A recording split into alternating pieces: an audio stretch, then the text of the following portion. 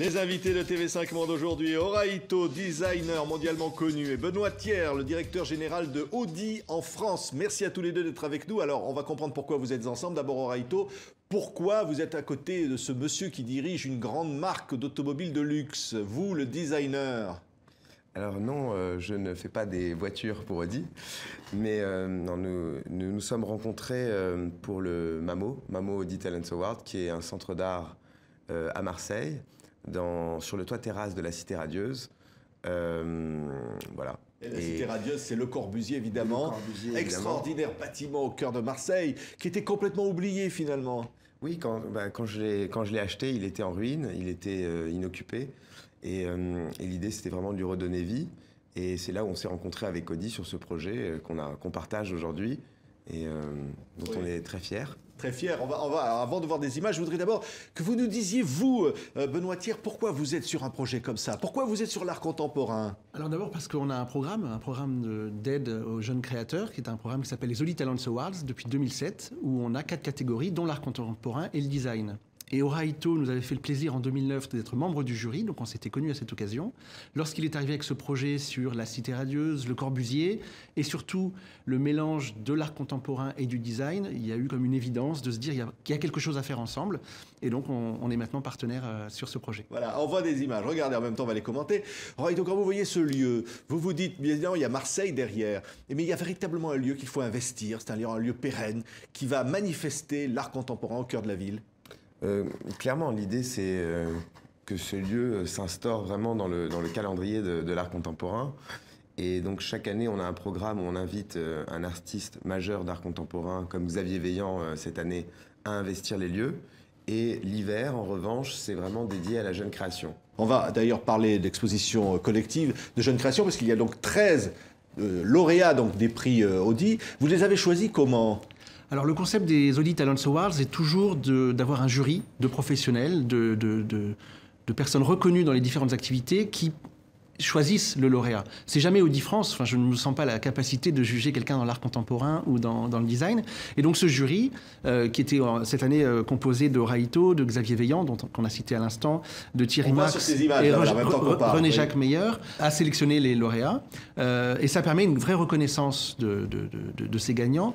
L'idée derrière les Audi Talent Awards, c'est quand même de se dire que la remise d'un trophée n'est que le début d'une histoire.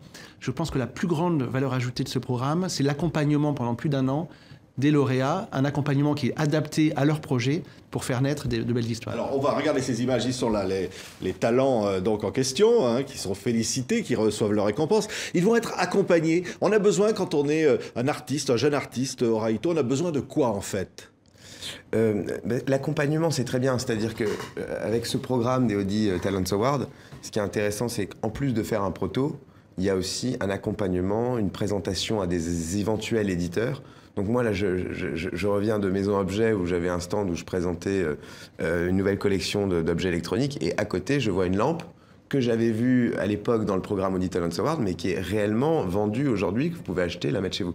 Donc il y a ce passage, finalement, de l'idée à la matérialisation de cette idée et à la mise en exerce de cette idée. Oui. Et c'est ce qui change tout, puisque finalement, dans le design, ce qui est compliqué, c'est d'aboutir, c'est d'aller au bout d'une idée. C'est ça, le rêve, Benoît Thiers, c'est de se dire que finalement, vous pouvez être, vous aussi, à l'origine des talents de demain, c'est-à-dire ceux qui seront les grands artistes, les Ora Ito de demain. Alors, le talent, ce sont ces artistes qui l'ont. Nous, on essaie d'être le petit coup de pouce qui va faire qu'un petit oisillon va pouvoir s'envoler du nid et puis trouver un parcours dans le design ou l'art contemporain. Encore une fois, on tient beaucoup à ce que ces artistes soient choisis par des professionnels, par des gens reconnus des différentes catégories. Et puis nous, on essaie d'amener ce petit plus qui va faire qu'une idée, un concept va trouver vie, et c'était le cas avec Arnaud Lapierre et les lampes qu'on vient de citer à l'instant. Oui, alors si une marque automobile comme la vôtre ne soutenait pas finalement des projets comme celui-là, peut-être il ne verrait pas le jour. Très clairement. Vous avez besoin de ce soutien, de ce mécénat. Bien sûr. Alors, c'est un projet privé, donc l'État n'est pas intervenu, mais un projet néanmoins culturel, ouvert au public. Et donc, très clairement, le soutien de Audi Talent Award dans mon projet a permis de lui donner une maturité, de faire en sorte que ce soit un peu plus professionnel, on va dire. C'était véritablement un fada, ce Corbusier. il était avant-gardiste, quoi. C'était un grand visionnaire et forcément, à l'époque, il était trop en avance sur son temps. Et puis, il n'y a que les fous qui peuvent changer le monde, comme disait Steve Jobs. Donc voilà, le fada, oui, c'est... Finalement, c'est le rêve pour un créateur de se faire traiter de fada, c'est dire un jour, finalement, on sera reconnu. Non, mais ça s'est fait à une époque, justement, où il n'était pas reconnu. Enfin, il était reconnu d'une certaine minorité de gens qui... Mais aujourd'hui, on l'appellerait jamais le fada. D'ailleurs, on l'appelle plus le fada. Et c'est resté... On appelle encore cet immeuble fada dans Marseille parce que c'est resté comme une blague.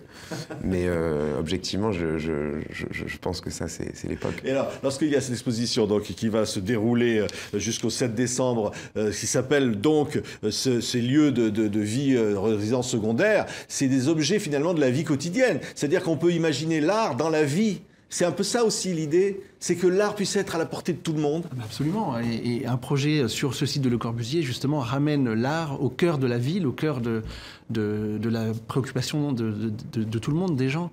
L'art ne doit pas être éloigné de la vie du quotidien. D'ailleurs, on est tous très sensibles à l'art, sans toujours s'en rendre compte. Quand on choisit un objet qu'on achète, quel qu'il soit, on s'intéresse avant tout à son design. Pour revenir à l'automobile, qui est le cœur d'Audi, le premier critère d'achat d'une automobile reste toujours le design. Donc l'art est toujours autour de nous. Et vous inspirez finalement des artistes aussi pour créer des voitures?